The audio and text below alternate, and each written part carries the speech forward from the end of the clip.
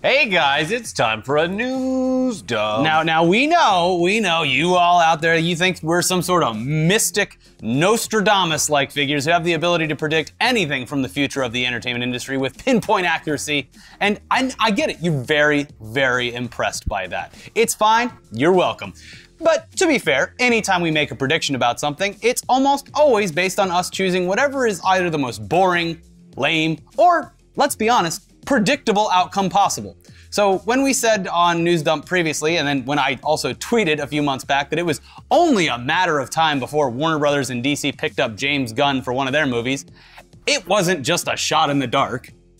It was literally the most predictable thing we could think to say in the wake of his abrupt exit from Marvel. Yeah, it was the easiest move that DC could have possibly made, specifically because of the outpouring of support from fans and the people who worked alongside Gunn, who stood by him during the whole ordeal and were adamant about his professionalism and passion for his project. If things didn't turn out that way and the support wasn't there, this offer might not exist. So yeah, it's a no-risk, all-win scenario for DC to bring James Gunn on board because they just landed one of Marvel's top talent without even having to steal him away or break any previous contracts. Yeah. Their loss is our gain. We're gonna swim in that boat's wake and chew up all the crumbs. Yeah, Golden Goose just landed in DC's laps because of Twitter.com. Yeah. And they're gonna eat all those eggs. We talked earlier this week about the rare reverse milkshake duck, and this is one of those times where a person's actions on Twitter that were initially detrimental actually ended up being a positive for them. I don't know if it was positive for James Gunn. I think I'm sure he wanted to stay on Guardians of the Galaxy. He'd rather just still be on Guardians, but things turned out better than they probably could have. For the vultures of the world like DC, that's fresh meat on the road. Now, to be honest, there's probably no project better suited for James Gunn than the one he's been given, which is the sequel to Suicide Squad. He's already taken a property filled with relatively unknown characters and turned it into one of the most successful franchises in comic book movie history. So why not do it again? Well, the only handicap here being that the first film was an absolute mess, and he's going to have to fix it, at least somewhat. I know it's a sequel, but it's, there has to be some connective tissue. But according to the reporting on this news over at Deadline, Gunn will be doing a completely new take on Suicide Squad, which seems like a bad idea if it were in anyone else's hands, but an idea that seems to be pretty common in the recent DC slate. Yeah, so as you'll probably remember, Joss Whedon was brought in at some point to fix Justice League, and well, we all saw how that panned out. Also the scene where he goes by the homeless man right when his name comes on the screen that says "We tried." If that wasn't intentional, it was just great editing. Yeah, and look, I brought this up on Twitter and people were like, well, he was brought in halfway through. Okay, sure, but Whedon was actually first hired at DC to direct Batgirl, a project he's wanted to make for his whole life. And his experience working on Justice League was so negative that he just left DC altogether. Okay. Abandoned something he had wanted to make for years. Now, so yeah. This time, however, James Gunn, he's at least in on the ground floor and he's not taken over after production's already well underway. So that's a plus. Yeah. It does make you wonder just how much he'll be changing or retconning things from the first film and what things he's gonna keep and try to fix for the second film. We're bringing Slipknot back, baby. Yeah, you thought he got killed when he used his rope powers to try to climb that building. Nope. We're gonna bring him back. When Thanos snapped, it actually brought people back to life that had been previously dead. So he's gonna take a little bit from Marvel. All comic book yeah, no, it takes over the entire universe. So people like Slipknot are coming back, I'm sure. Give DC back to Marvel. And it's gonna be played by none other than Corey Taylor. That would be cool. Of Slipknot fame. He's a lot more charismatic than what we got. Anyway, not that we care at all about any of this, because at this point, we'd just love to see a completely different take overall on everything DC's put out, not just Suicide Squad. One thing that seems to be certain, though, at least thanks to the outcry from fans and the actor himself, is that Dave Bautista should appear in this film in some capacity. Bautista tweeted earlier this week, "Where do I sign up? How can he see me?" And there have already been people and various news outlets thinking of ways to incorporate him, with some saying that he'd be perfect for King Shark, and others hoping he'll play Solomon Grundy. Which is a fun name. And yeah, he's of course, he's one of the most outspoken people towards He said James like, Gunn, no James Gunn, no Suicide, or no Guardians for me. Yeah. So I don't think he's gonna break that contract, but I think that he would find a great place here in Suicide Squad. He's gonna break the contract physically. Yeah. He's gonna, bring me the stack of contract. It's like a telephone book size. Oh yeah, no, he's like, this is for Jesus. No one could ever possibly tear that thick contract apart, and he's gonna be like, oh yeah? And the whole auditorium filled with high school kids goes wild. And everyone gives him $100. Albert Einstein's like, wow. Barack Obama's there and he claps. Yeah. But no, my prediction is that he will definitely remain in Guardians of the Galaxy, but he'll also appear in Suicide Squad. Yeah. Now, the choice of James Gunn to write and possibly direct Suicide Squad 2, it does, however, call into question whether or not Jared Leto's portrayal of the Joker will return for the sequel. He's got his own movie to do anyway. Yeah. And if the Joker, his portrayal of it, does return, in what capacity will that be? We all know the first one, it was underutilized no matter whether you liked it or hated it, but it's into question because of this reason. The reason is that there seems to be a little animosity towards Jared Leto from James Gunn based on previous tweets and previous statements where he vocally, I guess you could say, hinted. No, he just straight up said that he doesn't like Jared Leto very much as a person.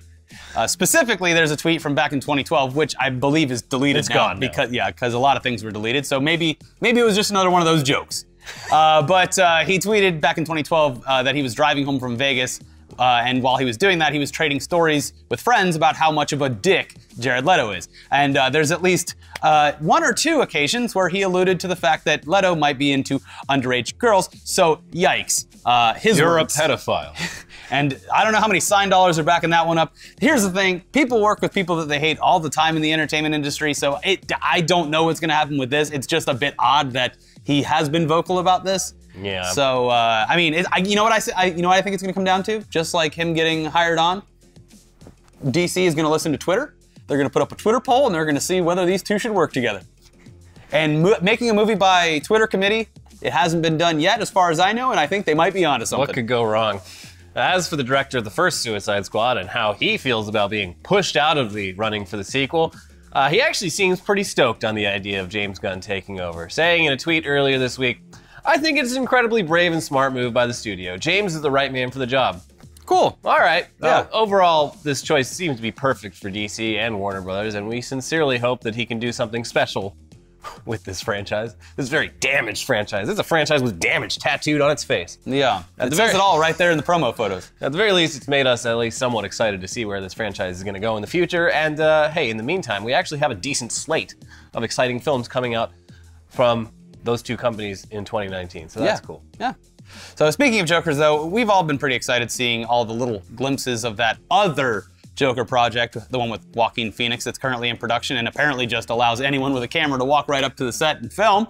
It seems to be a totally different approach and aesthetic to the iconic villain than we're seeing over on the Suicide Squad side of things. And hey, to us at least, very refreshing. Yeah. Here's what's not refreshing though, getting stuck inside a hot subway car for 3 hours without even getting a pee break. Directed by Jeff Bezos. It sounds like something that the Joker would do, but that's apparently what happened during the filming of some scenes for Joker down in a Brooklyn subway.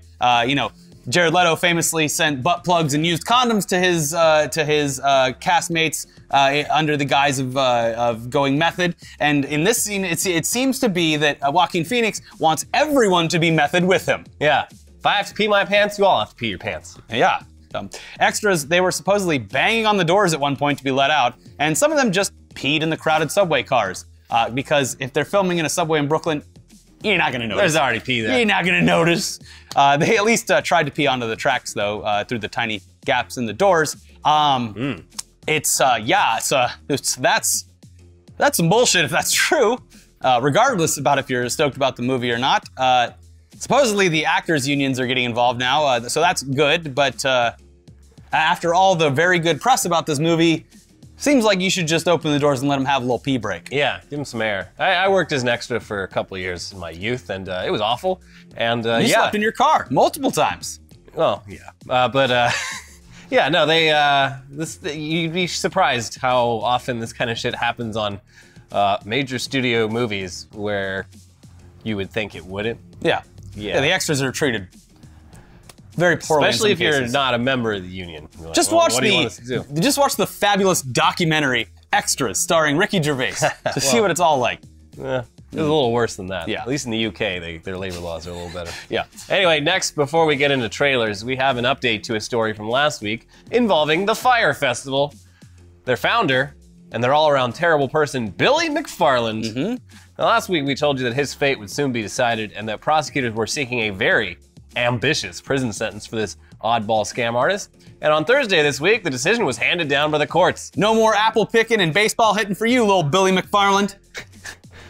No, it's bad. It's not the full sentence that they were looking for, which was anywhere between 15 to 20 years behind bars, but it's also not a slap on the wrist by any means. After pleading guilty to a total of 4 charges of fraud, Billy McFarland was sentenced to 6 years in prison by a federal judge, which seems a bit light, but again, it's something, I guess. Yeah. And with that, we get to close the book on yet another character from our show's insane timeline of very stupid criminals. But maybe like Martin Shkreli, he'll start a blog and use an intermediary to deliver and write that blog, because that's happening. Oh, and yeah. people on like Wall Street bets are sending him letters, and he's responding on his blog. So eagerly look forward to that. I'm gonna send Billy McFarland a letter. He's gonna be running scams from the inside. I can't wait to see what his first scam inside jail is. Oh yeah, he's gonna be all over that. Yeah, well, there he'll get like stabbed or something, so a little bit harsher of a sentence. But anyways, let's move on to trailers, and I don't know if we can show anything anymore. Yeah, that's we keep getting copyright strikes all of a sudden. It kind of fucking sucks. So if you're watching News Dump now and you don't see as many cutaways to clips, we would love to do more of that, but the past 2 episodes of News Dump have been struck by the movie studios, and if we get struck, and we have contested them, and at least one looks like it's being overturned. If we contest them and they do not get overturned, apparently the channel could get shut down. So we don't know really what to do. We don't want to cancel this show, but hey. Maybe we will. Change my mind. So we'll show a bit of clips, but we'll just tell you about trailers, and then you can go watch them. The links are always down in the description. Now, first up, we have yet another Stephen King movie remake, and these things have been hit or miss, surprisingly hit high or low over the years, specifically recently. Now, this one is for Pet Sematary, and no, that's not spelled wrong because that's how the kids wrote it in the movie, damn it. Sematary. It was originally published in 1983, and then it was made into a movie in 1989. Pet Sematary is about a family who moves away from the big city to live out in the country, and whoa, turns out the big forest next to their house is, first off, a place where a lot of people's dead pets are buried, but secondly, it's also an ancient burial ground that is very, very cursed. So, off to a pretty bad start, but things get worse when the family's young son gets killed in a car accident, and the parents decide, hey, let's take his body out to that haunted burial ground and see if he'll come back to life. Why not give it a shot? Worth a shot. Yeah. What's the worst that could happen? Turns out, yeah, but it's not exactly the way that they would have liked him to come back to life. Whoops. The cast here features Jason Clarke as the dad and John Lithgow as a neighbor. Now, in any case, John Lithgow proved how creepy he could be back on Dexter, and the overall vibe here is very unsettling and dark, so it looks like it could be yet another solid Stephen King adaptation. Pet Sematary is going to come out in April, an odd month for a horror movie, but I'll take it. Probably like National Pets Month or something. April 20th, 420 Blaze It. Probably not going to want to do that for this one, because it looks very scary. Very spooky, very scary. Also, Jason Clarke, like, I always forget he's Australian, because I don't think I've ever seen him play an Australian. He's sort of like, who's that other guy who was in, like, Bright? I saw about 15 minutes of the movie before turning it off. Well, he's in a lot of other movies. The thing I don't get is that, you know, he plays an American, but he's an Australian. How is that possible? Much like how Jamie Lee Curtis can wield a gun in Halloween, yet somehow in real life she's against the very idea of weapons. What if you get stalked in real life by Michael Myers, Jamie? It was a fun moment on Twitter. I don't even want to. Yeah, it was Fox. God damn it. Anyway, next up in trailers, I'm not sure we actually ever talked about Glass when the first trailer dropped at San Diego Comic-Con, but there's a new second trailer for it. And, well, if you haven't seen Split, the whole thing is a big spoiler for the fact that Split and Unbreakable exist in the same M. Night Shyamalan universe. It's a twist that took 16 years to come to fruition. And so Glass is where Unbreakable's Bruce Willis and Sam Jackson reunite after 18 years. And they're both confined to a mental institution along with James McAvoy from Split. Sarah Paulson plays a psychiatrist there who thinks she can cure all of them from their delusions of grandeur, but of course, they all, in fact, do have superpowers. Bruce Willis has super strength and near invulnerability and can, like, see the crimes of people that they've committed just by touching them. Sam Jackson is an evil genius, and James McAvoy has a bunch of split personalities, one of which is called the Beast and is very dangerous and bad. So Jackson and McAvoy, of course, team up to escape their incarceration, so of course Bruce Willis then has to also escape to hunt them down and bring them to justice. It's like superheroes in real life. I don't know. I thought Unbreakable was pretty good. I thought Split was pretty meh. I'll have you know something. This one's got a lot of great actors. I don't think I've ever seen an M. Night Shyamalan movie in my entire life. Not even The Sixth Sense? Nope. Well, it's been spoiled so many times. Why would I even watch it? He sees dead people. I don't. You didn't see Signs? Nope, didn't see it. Unbreakable? Nope. Wow. Huh. I dishonor his entire collection. I mean, it's a lot of really bad movies, so yeah, you're not missing a whole lot. So I think I'll probably skip Glass. I just won't get the references. Or I should watch Glass and be like, nah, I get Unbreakable. Just like I watch Game of Thrones. I'll watch like the last episode and be like, I get it. They do the 5-minute recap. It's fine. I get it. But next up in lighter fare, there's a new trailer for Ralph Breaks the Internet, which is the sequel to 2012's Wreck-It Ralph, which first off, it just looks like yet another very fun Disney animated movie that'll be enjoyable for both kids and adults. But secondly, this week we found out that they'd cast a bunch of digital influencers for cameos, including some of our friends. Danny Fernandez, who has been on our show Idiots Watching Anime a whole bunch of times, she's in it as herself. And Tiffany Herrera, aka I Can Has Cupquake, who she also plays a version of herself, a female gamer with a cupcake t-shirt, which is awesome and crazy. Yeah. I just saw Tiff the other night and I was like, congrats, that's weird. Yeah. So that's cool. And also Flula is gonna be in there, but he's playing a character that is not himself because he is not blue in real life. He's an actor. Yes, he is. So there you go. Miranda Sings is going to be herself. She's a character though. She has the red lipstick. Well, Miranda Sings is I don't remember her real name, but she's playing, I think, her Miranda Sings. I don't know. I don't know anything about her. Does Disney know that they canceled the Netflix show? I don't think they care. They probably recorded all these voices like 4 years ago. Oh, I'm sure they had a bunch of other influences in here, but then at least half of them got rocked by scandals. Yeah. Like PewDiePie was probably in this movie for sure. PewDiePie, we got Toby Turner. They were all in it. Yeah. So JonTron. Mm-hmm. Got to keep cutting all these scenes. God damn it. This is the last time we do the internet. The inclusion of internet influencers makes sense here because unlike Wreck-It Ralph, which explored various video game properties, Ralph Breaks the Internet takes on pretty much the whole internet. Will they reference Two Girls, One Cup? Uh-oh. We don't know. Goatsy. There's gotta be, with the history of Disney, and I know they're under a microscope, but with the history of Disney, like sliding in sexual references, there might be something in here, and if there's not, people will like connect things to be like, you see in this scene, there's 2 female characters and there's a cup on the desk. So that's obviously 2 girls, 1 cup. I mean, yeah. I mean, if anything, it's a great opportunity for like fan edits because you can just, you know, put objects in the background. There's gonna be a whole bunch of series of red arrows pointing at things. Yeah. And I hope that Aldo guy does. Aldo Jones? Aldo Jones, I hope he takes a crack at it. Yeah, so it'd be a fun Easter egg, like regardless if I'm not saying they're gonna go to the depravity we're talking about, but there will be a lot of Easter eggs in this movie regardless. I don't think they're gonna show 2 girls, 1 cup or Lemon Party. Goatsy.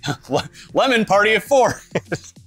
And there's a bunch of old men. Yeah. It also includes a ton of other Disney properties in this film, including Star Wars, so it feels like it'll be a more family-friendly Ready Player One, which is, hey, this is fine. It's gonna be fun for everyone. You're gonna buy all those franchises, you might as well use them in a movie like this. Yes. Ralph Breaks the Internet comes to theaters on November 30th. So take the kids. It's gonna be a fun holiday romp. Take the kids when you're leaving halfway through a movie that you didn't like. Take the kids to Wreck-It Ralph and tweet it out. And then go straight to see Venom, which Elliot has not seen yet. Nope. And it is, did you see the tweet I linked you on last night? Where Dave Schilling was like, I wasn't ready for Venom with boobs. And I was like, Elliot, this is what you're missing. Now you've spoiled it, so there's no point in me seeing it. Just like you and M. Night Shyamalan. I'm done. I'm done. Yeah. It's about the ride, Elliot. And finally, switching gears a little bit, The BBC recently released a bunch of new footage from They Shall Not Grow Old, which is a new documentary from Peter Jackson in which he used all of the technological wizardry available to him to restore a bunch of World War I footage to crisp HD and add color and realistic sound design. The end result is footage from a war that happened over a century ago that feels much more real and relatable than what was ever previously available. He even hired lip readers to figure out what people who were being filmed were saying, and then he had actors dub the dialogue over the original footage, and then they mixed in like ambient sounds and shit. It's fucking crazy. That's nuts. Did they give him transatlantic accents? No. Okay. Just English accents. Okay, I think. Jackson, he took on this project for free, apparently. It's just entirely as a labor of love. So it should be really interesting to see the final product whenever it makes its way over here. If you live in the UK, it's appearing in theaters on October 16th. That's very cool. I'm sure Netflix or Amazon or whatever are gonna probably buy it up because it looks very cool. It's weird. You're like, oh yeah, these people were my age. It's insane that they actually were able, like that they filmed a bunch of it even. Yeah, it was all like really shitty. Like the original footage was super damaged. They used a bunch of like weird interpolation things to like basically. Well, the guys carrying the cameras must have looked like Dave Bautista. Like, just because imagine like carrying a camera around in that like, or like being bombed and having it on a tripod. Hold on. Gotta get that crank going. Wait, oh boy, I'm scared. Can you guys fire the gun again? I missed the shot.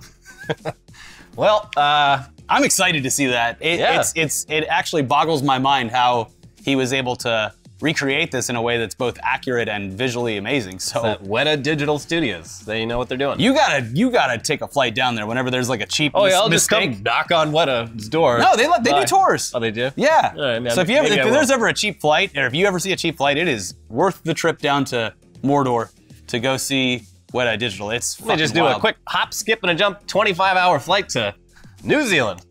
Yeah, you sleep. You play the Switch. Yeah. You watch terrible movies. Like Venom. Maybe I'll fly to New Zealand and I'll watch Venom on the plane. Well, it's so good you're gonna watch it multiple times, so it actually makes sense. I doubt it. Listen, I loved it. I have no shame in that. At the beginning we're talking about predictions and how we're always right. Dead wrong about Venom, and I take credit for it. Even Nostradamus was wrong a couple times. But you know what would be right? You watching this week's episode of Weekly Weird, because the story is simple on the face of Shaggy 2-Dope trying to dropkick Limp Bizkit, but it evolved into something that was very special. Iron Sheik got involved, DJ Lethal got involved, the Juggalo community at large got involved, so you're gonna wanna check that out. Also, if you need any update on weird memes this week, please watch This Is My Son. This is my son. Because I think this still has a little bit of legs. I think it might be going on for a little while longer. I think it does. So check those out, and we will see you guys very soon. I'm gonna be playing Black Ops all night. So see you there. Yep.